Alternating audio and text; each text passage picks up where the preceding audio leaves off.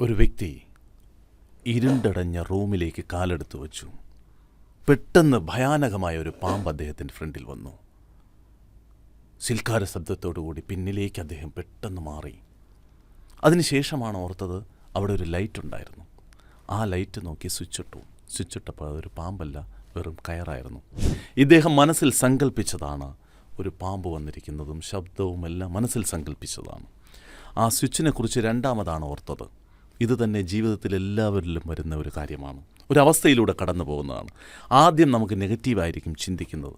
ഏതൊരു ഓപ്പർച്യൂണിറ്റി കണ്ടെത്തുമ്പോഴും അല്ലെങ്കിൽ എവിടെയും ഏതൊരു കാര്യത്തിലും നമ്മൾ നെഗറ്റീവായിട്ട് ചിന്തിക്കും. ആ അവസരത്തിൻ്റെ ആ ഒരു വെളിച്ചം, ആ ഒരു സ്വിച്ച് നമുക്ക് കാണാൻ പറ്റുന്നില്ല.